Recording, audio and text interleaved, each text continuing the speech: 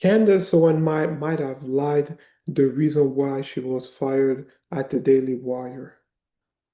Um, there is like a video on X um, that was posted by Steven Crowder at December 13, 2025, where Jeremy Boring, the CEO, explained why the Daily Wire terminated its relationship with Candace Owen. So here's the video.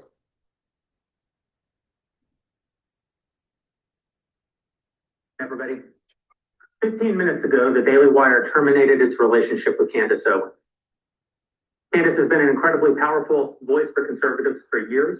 Unfortunately, it's become more and more clear, and it's now unavoidably so, that Candace has moved in a direction that the Daily Wire simply cannot and will not support. Candace's shift has done enormous damage to our brand, damage that we've decided we just can't allow to continue. Mostly, but by no means all of this tarnishment to our brand stems from Candace's flirting with, winking at, and even directly engaging in content widely viewed as anti-Semitic and from associating herself with well-known anti-Semites. The Daily Wire, contrary to public opinion, is not owned by Jews. In fact, the majority of it is owned by Christians, myself included. And we know that anti-Semitism as a charge is, like the charge of racism, often made far too lightly by those who profiteer from such accusations, groups like the ADL or BLM. But that doesn't mean that racism and anti-Semitism don't exist. They obviously do, and they just as obviously have no place in our national discourse. Candace refusing to condemn Kanye West, for example, is not anti-Semitism. I said as much at the time, and I even encouraged Candace not to disinvite Ye from her greatest lie ever sold premiere after his "I'm going DEFCON 3 on Jewish people" tweet a year and a half ago. I thought at that time that one remark, even a remark as plainly anti-Semitic and asinine as that, wasn't proof that Kanye himself was necessarily an anti-Semite. People say and do all kinds of dumb things all the time, and I didn't think that Candace should necessarily distance herself from her friend at that moment. Did I find it troubling that Candace continued to stand by Ye as the weeks went on and he continued what became maybe the biggest anti-Semitic meltdown in American public life? A meltdown by the end of which he had praised Hitler, announced a run for the presidency, and hired the most prominent apologist for anti-Semitism in the country, Nick Fuentes? Yes, I did. And I argued pretty passionately with Candace about that point at the time. But I still didn't think that her behavior rose to the point of parting ways. Fast forward a little more than a year later, however, and there's a lot more cause for concern. Here are just a few examples from just the last few weeks. Candace appeared on the Fresh and Fit podcast, which itself spews anti-Semitism and talks about the JQ, which means the Jewish question, routinely. And Candace said nothing while the host played a cha-ching cash register sound at the mention of any Jew or Israel, including Ben Shapiro's wife. We have a clip here of that for you. He is very passionate about Israel. He's married to an Israeli. I mean, that makes sense, I guess. Yeah. You know? Imagine Ben Shapiro sitting on a podcast that was known for spewing hate toward Black people, and then sitting idly by while the host made jokes, racist jokes about Candace's family. You can't imagine it because it's unimaginable. It would just never happen. Only a few weeks before that, Candace lamented, quote, DC Jews, who she says are Marxists and monsters, and who, quote, want nothing more than political power and need to be weeded out. Then just last week, Candace liked a post on X from an account called Christ Gnosis, asking if a well-known rabbi is, quote, drunk on Christian blood again. Now, if you aren't aware, the idea that rabbis and Jews more broadly drink the blood of Christians is one of the oldest expressions of anti-Semitism. It even has its own name. It's called the blood libel. And it's been used to pit Christians against Jews since the Middle Ages. The blood libel has been used all throughout history to incite the hatred and murder of Jews. I don't claim to know what's in Candace's heart. What I know, as I've said, is that she has been flirting with, winking at, and even directly engaging in content that's widely viewed to be anti-Semitic, and even worse, known and unabashed anti-Semites seem to have taken a real liking to her. They routinely celebrate her, invite her on their podcasts, like her X posts, and retweet them, and she frequently reciprocates. Candace has made something of a sport in these last months out of strongly implying negative things about Jews, only to then deny that she was ever actually talking about the Jews in the first place. Candace made no statement at all in the days after Hamas terrorists raped, murdered, and tortured over 1,000 Israeli civilians, mostly Jews, some Americans. And then they took hundreds more hostage. But then on October 28th of 2023, while anti-Israel protests were raging in London, where Candace, I believe, was at the time, she reposted a video of the protests on X, commenting, quote, "Interesting thing happening here. People are not accepting the media narrative about what's happening in the Middle East, despite the insistent rhetoric from government officials." On November 3rd, she posted, quote, "No government anywhere has a right to commit a genocide ever. There is no justification for a genocide. I can't believe this even needs to be said or is even considered the least bit controversial to state." There was only one country on earth being accused of genocide at the time. Anti-Semites on X took to it immediately. They cheered at what they rightly or wrongly interpreted as Candace smearing Israel. And Candace didn't rebuff their interpretation. But when Dave Rubin came to the exact same conclusion as the anti-Semites, only instead of cheering for Candace, found it vile and rebuked her, Candace quickly attacked, saying, quote, "What's amazing about this is that I didn't name any country in this tweet. I simply stated that genocide is wrong always. This is not a controversial stance. Interesting how you interpreted it." And then followed up with, quote, "In short, if the blanket statement that genocide is wrong upsets you in any way, then you need to check yourself. I said exactly what I meant, and I won't be backing down or apologizing or further clarifying this statement." Within 24 hours, Candace liked a post calling Israeli Prime Minister Benjamin Netanyahu a war criminal. Now let's be clear. You're free to disagree with Israel's conduct, and you're free to oppose the Netanyahu government. But the idea that Israel is committing genocide or that Netanyahu is a war criminal is just factually baseless. Unfortunately, Candace routinely makes insinuations about Jews that both lovers of anti-Semitism and haters of anti-Semitism both agree is anti-Semitic. And in almost every one of these instances, Candace says nothing to the anti-Semites who cheer her and only pushes back against those who disapprove of her comments. On February 28th of this year, Candace, just asking questions, posted, quote, "Time to look into the history and profiteering of pornography." Her replies were immediately flooded with anti-Semites cheering her for the question and providing the answer that they interpreted her to mean, the Jews. Once again, Candace did nothing to disabuse the anti-Semites of their assumption. But when Anthony Coach came to the exact same conclusion, Candace pushed back, saying, quote, "This is utterly insane. I tweeted that porn is harming men in our society, and this person has interpreted that as an attack on Jews. This is an example of clinical insanity. There is no other explanation." But of course, there are other possible explanations. There are other numerous examples just like this, when the anti-Semites and anti-Semites all agree that what you're saying is anti-Semitic. Perhaps, as a very well-paid professional and expert communicator, you might consider communicating more clearly. Candace hasn't. She's only doubled down. In the last few weeks, she stated or implied that DC Jews control American politics, that Hollywood Jews force certain Black artists to create violent and filthy music, that a Jewish gang robbed and killed Michael Jackson, that a Jew killed Lee Harvey Oswald to keep us from finding out that the CIA killed JFK. All this while elevating Osama bin Laden and Muammar Gaddafi and defending Hitler's book burning and apologizing to Muslims on behalf of America for what she calls the brainwashing of Americans after 9/11 and alleged American war crimes overseas. None of which proves that Candace is an anti-Semite. I don't claim to know what Candace actually believes. When I've asked her directly what she believes, she's told me, quote, "I believe what the people believe. I am the voice of the people." Never mind that subordinating your beliefs to the people is both pandering and immoral. It's also vague. Who are the people? And what is it that they believe? Based on her content of late, I can't think that she means Americans broadly or even conservatives broadly. It seems far more likely to me that the people Candace is the voice of are the very people celebrating what she's saying. Here's one of the most prominent anti-Semites in the country giving his perspective on the answer to that question.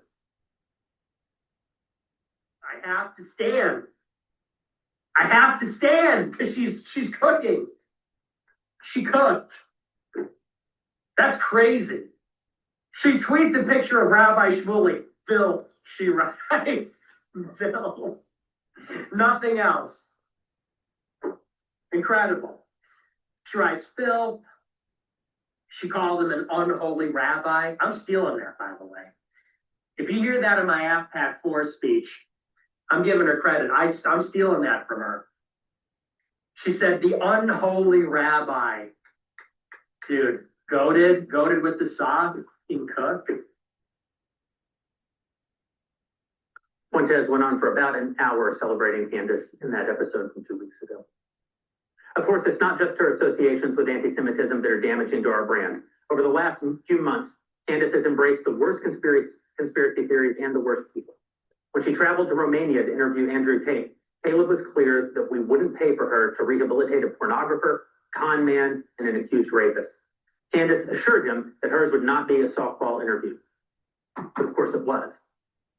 Candace not only allowed Andrew Tate to misrepresent his past statements and the charges against him, she helped him do so. Last week, Candace put out a long tweet trying to frame her position not as supporting the Tate brothers, but simply as being fair-minded about the charges brought against them. That might have been more convincing if she had ever said a single negative thing about them, or if she hadn't liked, responded to, or retweeted them 73 times in the months since the interview. I want to be clear about this. Andrew and Tristan Tate are very bad men who have boasted and even sold courses teaching how to manipulate women through sex into doing pornography for your profit. And again, Candace is a professional communicator. She's very effective at saying what she wants to say, probably as effective at that as anyone alive. And of course, Candace has recently said that she's willing to stake her entire professional reputation on the fact that French President Macron's wife was born a man, despite the claims already having been proven false in French courts. The lady has 3 children. She and her brother, whom the conspiracy theorists suggest is actually her, jointly sued and won against the people who first popularized the conspiracy theory in France. But most troubling to me is Candace's deeply disingenuous use of the term Christ is King. As best I can tell, her first use of this term publicly was in response to Ben. If you recall, Ben was asked at a small private event in a Jewish home how he felt about Candace's behavior post-October 7th. Ben was caught on camera saying that he found her behavior disgraceful and disreputable. That day, Candace posted a verse from the New Testament that man cannot serve both God and money, with a follow-up comment of Christ is King. The remark was widely interpreted as a rebuke of Ben and to mean that Candace could not be bought off by Jewish Ben Shapiro. She and her opinions are in service to God. Ben responded in anger. He said that if Candace believed her contract with the Daily Wire was standing between her and God, she could quit. Candace's response was classic Candace. After saying but not saying exactly what she meant and then being called out on it, she denied that she ever meant it in the first place, and how dare you suggest that she did. She said, quote, "You've been acting unprofessional and emotionally unhinged for weeks now, and we've all had to sit back and allow it, and have all tried to exercise exceeding understanding for your raw emotion. But you cross a certain line when you come for scripture and read yourself into it. I will not tolerate it." She posted again, quote, "You are utterly out of line for suggesting that I cannot quote biblical scripture. The Bible is not about you." Then commented on that post, again, "Christ is King." Here's the thing. I agree that Christ is King. All Christians agree that Christ is King. Why say so here? What's the implication? If not that Candace serves Christ and Ben doesn't. It certainly appears to me that Candace is attacking Ben for the very fact of his Jewishness. In fact, anti-Semites love to bandy about the term Christ is King. Here's our pal Nick Fuentes again. Wow, he said pal Nick Fuentes.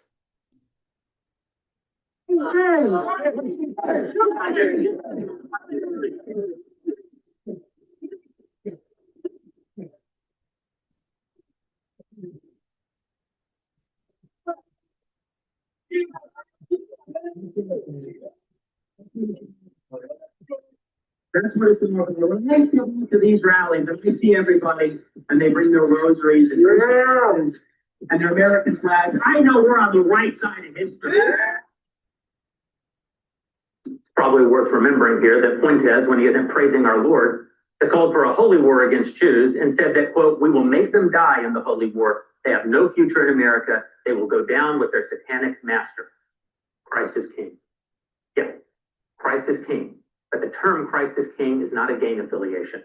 Christ isn't glorified by your using him as a weapon to cudgel your enemies. And to anyone who would say it's never wrong to say that Christ is King, please tell me what then is meant by the third commandment. Thou shalt not carry forth the name of the Lord thy God in vain. Surely if one were to rape and murder someone, like Hamas did on October 7th, but all the while shouted to the dying person that Christ is King, we would all agree that 3 horrible crimes were committed. Rape, yes. Murder, yes. But also the crime of implementing God in the first two crimes. That's carrying forth the name of the Lord in vain. That's what anti-Semites are doing when they say Christ is king. Christ is king, sure enough. And he recommends himself in our struggles, not us in our petty nudge, nudge, wink, wink anti-Semitism. All of this has badly tarnished the brand and reputation of the Daily Wire and of me personally as the front-facing CEO.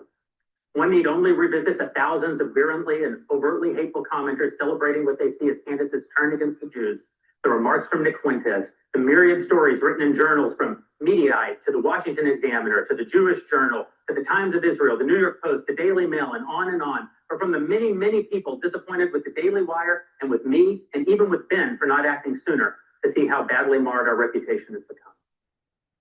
And so we're ending our relationship with Candace effective immediately. We're not canceling Candace, as in cancel culture. Candace has every right as an American to damage her own brand. If I were the CEO of a platform like X, I wouldn't kick Candace off of it. But I'm not the CEO of a platform like X. I'm the CEO of the Daily Wire. The Daily Wire is not a platform. The Daily Wire is a publisher. Daily Wire is not a place where people publish their own thoughts. It's a place where we curate the thoughts that we largely align with and voices we believe are doing good in the world. Not just thoughts and voices who happen to agree with Jeremy or happen to agree with Ben all the time. Obviously, I disagree with all of our hosts some of the time. But Candace has now become a voice I simply cannot align with. I believe that she's doing great harm in the world and to the brand that I've worked really hard to build over this last decade, and I'm just no longer willing to subsidize it. And I want to be clear about one more thing. We're not giving in to any pressure from any outside group. Rabbi Shmuley, who Candace has called unholy and accused of blackmailing her, is, as far as I can tell, an abject attention whore. I don't much care what he thinks. I don't much care what kinds of threats that he makes. He's continued to demand that Ben and Dennis Prager fire Candace, but of course, as both Ben and Candace and I have said publicly again and again, Ben doesn't have the authority to fire Candace because he's not a majority owner of the business and he's not an executive in the company. But he's famous and he's Jewish, so Rabbi Shmuley is happy to grandstand by demanding that he do so anyway. As for Dennis Prager, Candace hasn't worked for PragerU in 3 years, and as far as I know, Dennis isn't an executive at PragerU any more than Ben is an executive at the Daily Wire. But again, famous, Jewish, and so Rabbi Shmuley is happy to grandstand. Charlie Kirk, by contrast, who runs CPUSA, where Candace does currently give speeches and make a nice living. Shmuley hasn't said anything about him. Charlie's famous, but he isn't Jewish. That's the kind of guy Rabbi Shmuley is, and the reason that we would never give in to any kind of pressure from a man like him. This decision has nothing to do with Shmuley or any other Jewish pressure coming to bear. This is about the very Christian CEOs of the Daily Wire finally seeing what we were both loath to see before, what I was loath to see before, that Candace is not on our team. She's not pursuing the future that we're pursuing. She's not appealing to the audience we're appealing to. She does not hold the values that we hold to. I gave her every benefit of the doubt. I gave her far more benefit of the doubt than I should have, and I'm done. Candace has violated the terms of her contract in myriad ways. She has a contractual obligation not to tarnish our brand, but she has. She has a contractual obligation not to do anything that a reasonable person might construe as anti-Semitic or to align her brand with anti-Semites, but she has. And by the way, it was her attorney who suggested that we put that clause in her contract in the first place after the Kanye mess. It wasn't our idea. For all of those reasons and for many more, we're enforcing our rights under the contract to terminate. Now, I know that this will cause a lot of confusion and harm and pain for a lot of you in this room, especially for those of you who've worked really hard on Candace's content, or for those of you who, like me, have only ever seen her as one of the most talented and important voices in the country. And I'm sorry for that. I hope that we live to see Candace come back from this dark path that she's taken. Again, I see her as one of the most talented people in the country, and when she uses those talents in service of the good and the true and the beautiful, I don't believe that there is anyone better, maybe in all of the world, than she. That's not what she's doing today. I hope that she does it again. She won't be doing it at the Daily Wire. Okay. Okay, so, and what I wanted to say. I mean, yeah, she did align herself with anti-Semite, like the Myron Gaines and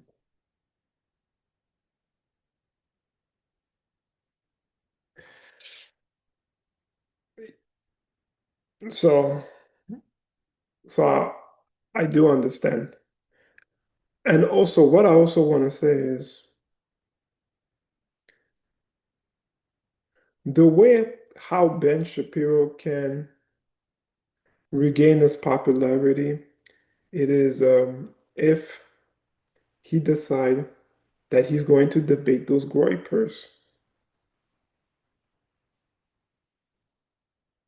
Ben Shapiro did not like how Tucker Carlson conducted his interview with Nick Fuentes because he did not push back against Nick Fuentes. And Tucker does have the ability to push back. When he interviewed Mike Pence, when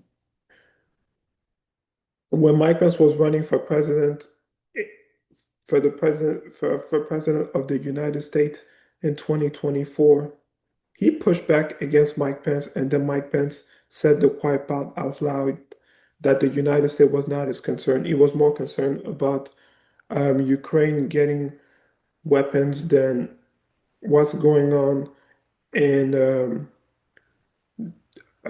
in people that live in the United States. So he was more concerned about what is going on in Ukraine as opposed to what is going on in the United States. But the way how Ben Shapiro should regain his popularity um, is having a debate with all these groypers and dominate them.